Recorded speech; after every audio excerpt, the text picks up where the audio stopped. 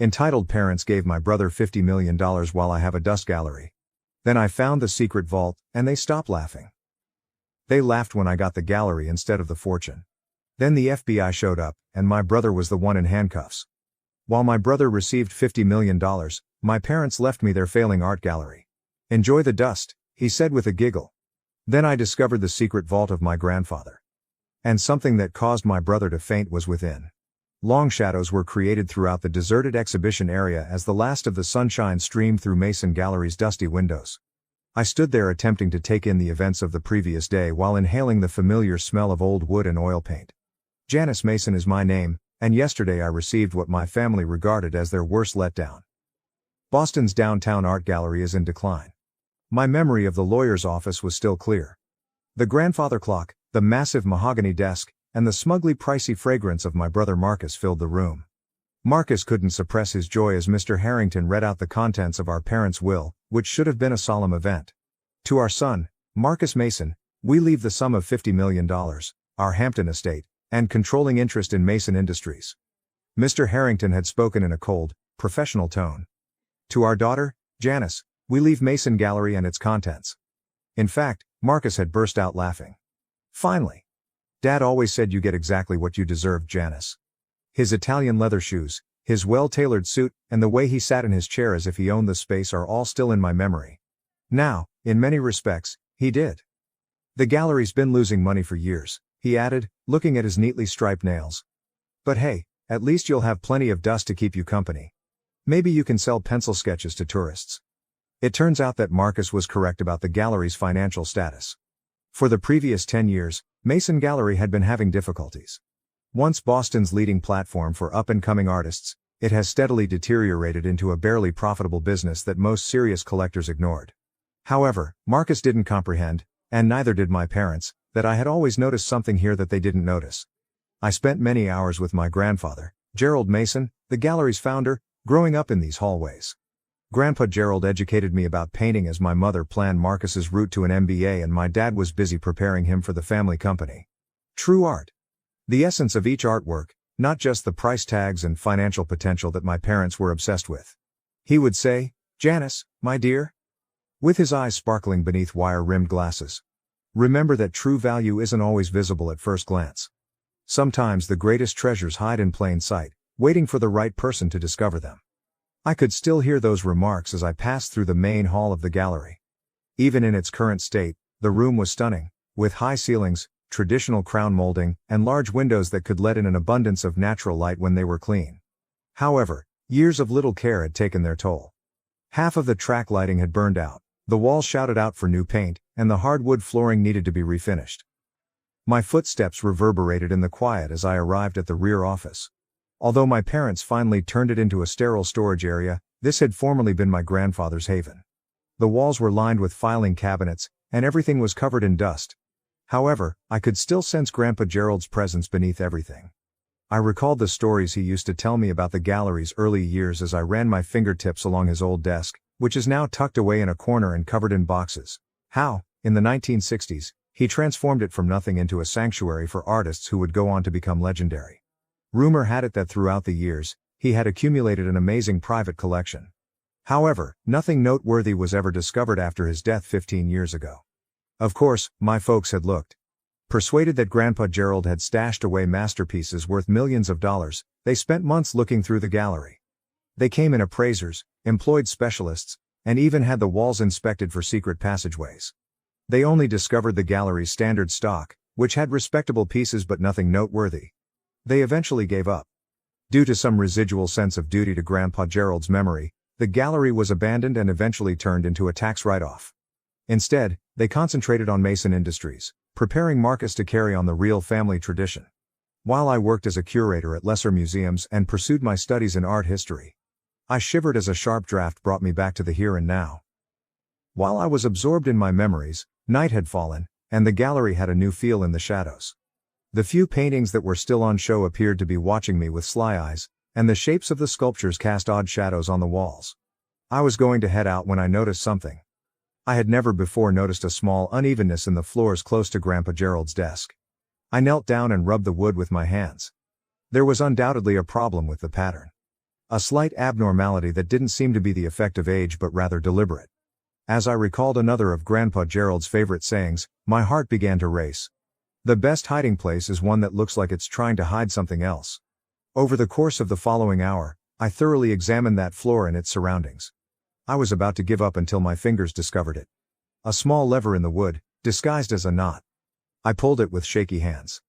The mechanism hardly produced a sound because it was so well built. A thin gap appeared beneath the floorboard as a small piece moved aside. A leather-bound diary with yellowed pages was inside, and one key, which appeared to be far older than the gallery itself. It was my grandfather's journal. I instantly recognized his unique handwriting. These notes, however, were hasty, almost frenzied, full of calculations, doodles, and what appeared to be coded signals. They were not written in his typical flowing style. I looked at one page. It said, "The True Collection.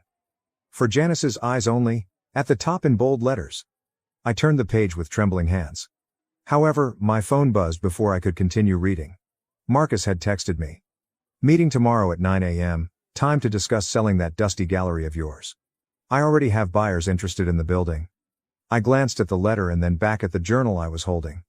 What I just discovered was unknown to Marcus. And I intended to maintain it just that way for the time being. I made sure the floor panel was firmly closed before gently putting the journal and key back where they belonged. I felt different as I left the gallery that evening. I had changed the weight of my ostensibly useless inheritance into expectation.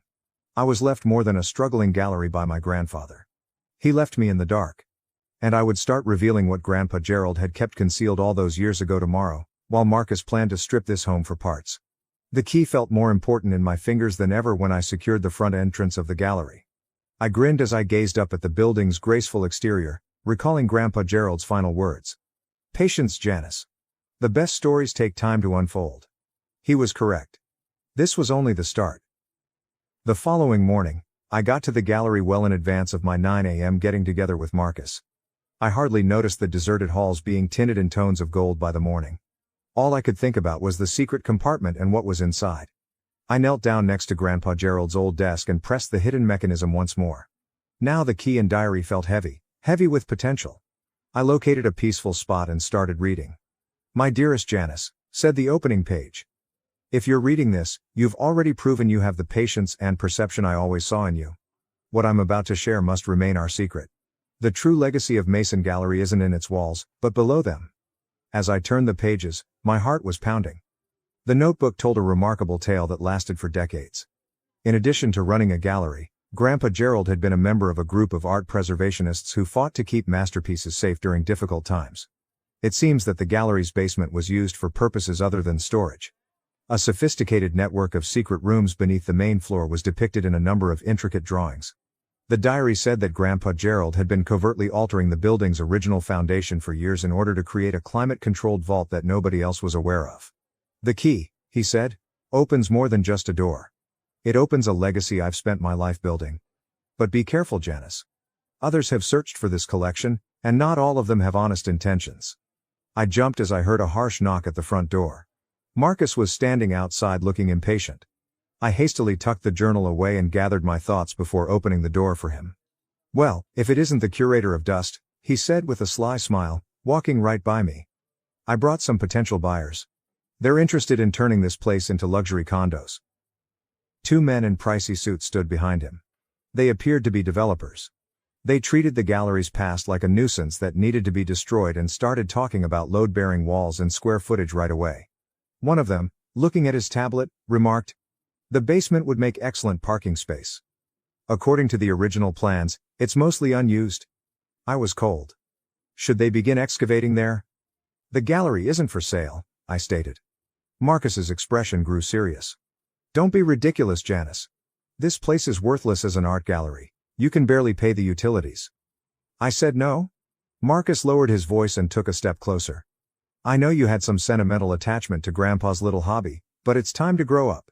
Take the money and walk away." I slowly looked into his eyes. "Like you did? Taking millions while contributing nothing?" His face reddened. "I earned my inheritance by learning the business, not wasting time listening to an old man's fairy tales about art. Get out." I spoke quietly yet firmly. "All of you," Marcus cautioned, "you're making a mistake," as I led them to the exit. I'm trying to help you. I don't need your kind of help. My heart thumping, I leaned against the wall after they had gone. Marcus was a man who never gave up easily. I have to get things done quickly. I went back to the diary and carefully examined the basement blueprints. According to Grandpa Gerald's notes, the vault's entrance was concealed in the northwest corner of the basement behind a fake wall. If the key was used properly, it would trigger a mechanism. I inhaled deeply before descending the stairs to the basement. It was just as I remembered, rows of metal shelves with decades worth of paperwork, old show materials, and wrapped artworks and sculptures. I saw it differently today, though. I headed for the northwest corner as directed by the logbook. The bare concrete walls met at a straight angle, and it appeared solid at first glance. However, I noticed faint abnormalities in the pattern when I rubbed my fingertips across the surface. What looked like a tiny fracture in the concrete was precisely where the key fit. I turned it with trembling hands in the order recorded in the journal. 1/4 to the left, 3/4 to the right, and then back to the right. Nothing happened for a second. Then I heard it. A faint click, then the murmur of machinery that was hidden. Silently, the artificial wall swung in, exposing a steel door with an advanced electronic keypad. I was also ready for this thanks to the journal. The code was created in a particular manner and was predicated on a crucial date, the day Grandpa Gerald inaugurated the gallery. I meticulously typed the numbers. 1965,412. Climate-controlled air swept over me as the door opened with a soft hiss. I was astounded by the scene that was illuminated by motion-activated lights that flickered on. The vault was enormous, much bigger than it ought to have been. The walls were lined with rows of meticulously conserved paintings, each housed in a specially made cabinet. On pedestals, sculptures were displayed, their shapes creating elaborate shadows. Smaller items, including rare manuscripts, antiquated antiques, and things I knew from my art history coursework but had never anticipated seeing in reality, were displayed in display cases. A plain desk with a letter positioned exactly in the center stood in the midst of the room. My hands trembled as I opened it. Janice, my darling, in the True Mason Gallery, you will find complete documentation for every item in the vault, including its provenance, history, and most importantly, its rightful owners. Some of these pieces were entrusted to me for safekeeping during difficult times, while others were saved from those who would have destroyed them for political or financial gain. What you see around you is the result of a lifetime of work, not just mine, but the efforts of countless others who believed in preserving beauty and history. This collection exists to be safeguarded until the appropriate moment for each piece to return home, not to be sold or showcased for prestige. Because you recognize that art is about sustaining the thread of human creativity that unites us all, rather than about status or price tags, I have selected you for this responsibility. There's a smaller room at the back of the vault, and that collection is different, items I've lawfully acquired over the years, meticulously verified and documented, and those are yours to do with as you please. They should supply more than enough funds to keep the gallery and the vault operating as intended. Be cautious, be patient, and most importantly, be loyal to the role you have been given. With all of my affection, Gerald, Grandpa. I looked at everything in the vault in awe for hours. Works by masters I had only read about, pieces believed to be lost to time, and others whose existence had only been reported made up the astounding collection. I discovered hundreds of carefully chosen pieces by painters whose values had risen dramatically over the years in the private collection Grandpa Gerald had indicated. They are valued at much over $100 million, even by modest estimates. However, it wasn't the cash that made me cry. It was the faith my grandfather had put in me, the legacy he had, without my knowledge, set for me all those years before. The magic was broken by a notification on my phone. Marcus left several missed calls and sent a text message. "This isn't over. You're making a huge mistake." I grinned as I surveyed the vault's precious collection, which my brother would have sold without hesitation. I was absolutely sure of my direction for the first time since I inherited the gallery. I made my way back upstairs and carefully secured the vault. Work needed to be done. The gallery required remodeling. It was time to upgrade security. I also had a legacy to uphold. One thing Marcus was correct about was that this was far from over. However, he was unaware of what he was actually up against. I was suddenly the custodian of something far more valuable than money could buy, while he planned to take what he believed to be a building of little value. I said as I peered up at the gallery's walls, "Thank you, Grandpa Gerald. I won't let you down." The weeks that followed were filled with a lot of activity. I had contractors sign strict confidentiality agreements before I could hire them to restore the gallery's original characteristics. To keep curious onlookers away, the basement was marked as undergoing environmental assessment and remained completely off limits. I read through Grandpa Gerald's journal at night to discover the backstories of every item in the vault.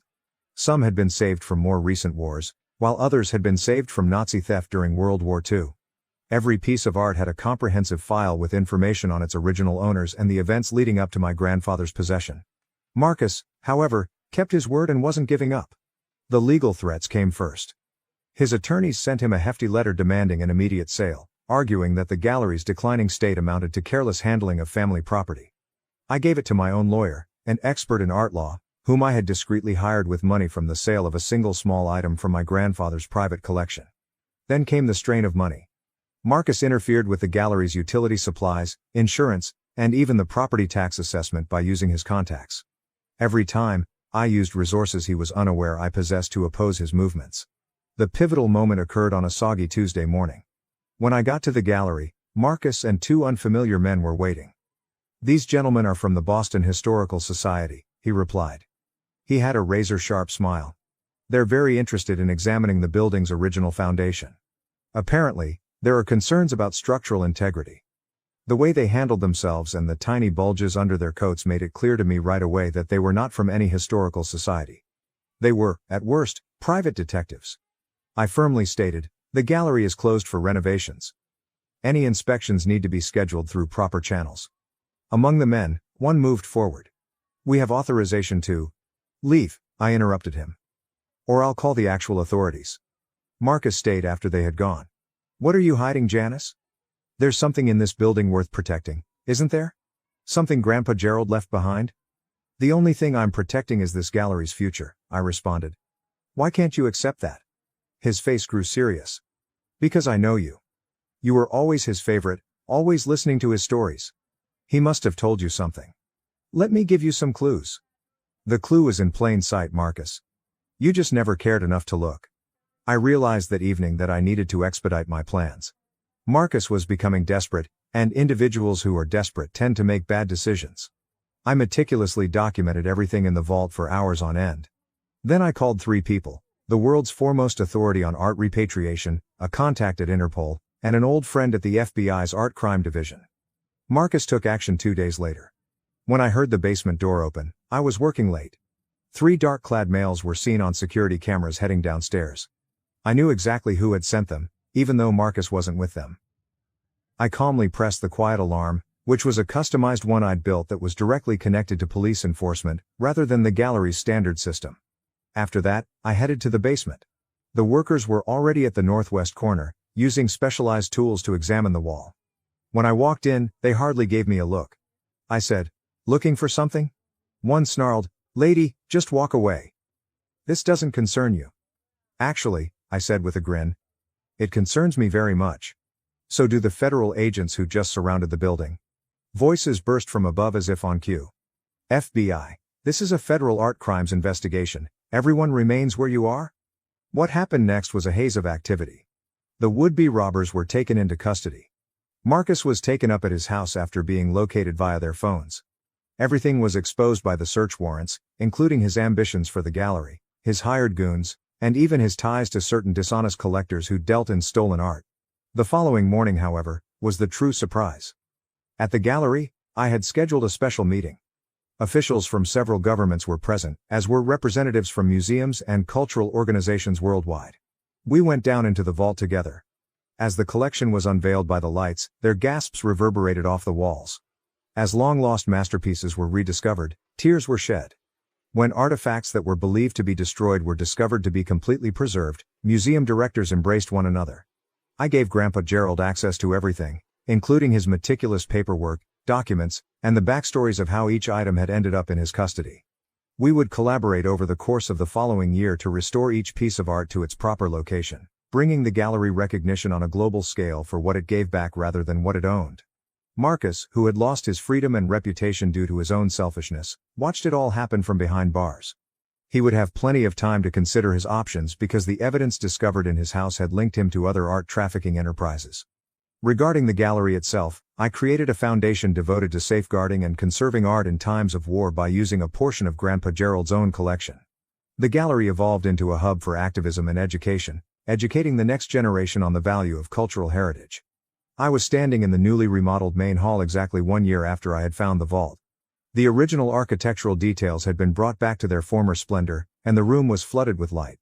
As Grandpa Gerald had done when he originally founded the gallery, a special exhibition was about to begin, but it would feature works by up-and-coming local artists rather than priceless masterpieces. I have 2 items on my desk in my office, which used to be Grandpa Gerald's haven. His journal, which serves as a reminder of the heritage he left me, is the first. The second is a brief news article from the day Marcus was convicted, which serves as a reminder that genuine value lies in what you choose to preserve rather than what you can take. The Mason name is still used by the gallery, but it now represents something else. A dedication to conserving art for upcoming generations, not merely a family tradition. I sense Grandpa Gerald's presence every day as I pass through these hallways. He would be proud, I'm sure of it. Sometimes, when it's quiet in the gallery late at night, I reflect on how I almost gave up and allowed Marcus to turn this place into just another opulent development when I initially discovered the secret compartment in the floor. But I had learned a lot from Grandpa Gerald. Sometimes the finest riches are hidden from view. Additionally, some items have significantly higher values than their market value. There is no longer anything in the vault beneath the gallery. Although its contents have been returned to their proper locations across the globe, the area is nonetheless prepared in case it is ever needed again. A hidden chamber ready to guard the next historical artifact that needs to be preserved. And occasionally I share Grandpa Gerald's favorite quote with young artists who come to the exhibition with eyes that sparkle with the same fervor I once witnessed in his. True value isn't always visible at first glance. Sometimes the greatest treasures hide in plain sight, waiting for the right person to discover them. They never understand that I'm discussing more than just art. The gallery, which everyone believed to be useless, ended up being valuable not because of its contents but rather because of its legacy of preservation, protection, and the realization that some things are more valuable than all the money in the world. Marcus might have received the money from our parents' estate, but I gained something far more valuable, a goal, a purpose, and the opportunity to demonstrate that sometimes the best form of retaliation isn't getting even but rather doing the right thing. With its windows shining in the sunlight, the Mason Gallery is a tall building in the heart of Boston. It's no longer the dilapidated, dusty place my brother made fun of. It serves as a ray of hope, a defender of culture, and evidence that genuine value frequently extends well beyond appearances. And me, Janice Mason, the letdown who received the useless bequest, is no longer me. I am the guardian of a generation-spanning legacy. The guardian of a custom that prioritizes preservation over financial gain. And the evidence that, if you know where to look, the greatest things in life can occasionally be found shrouded in dust.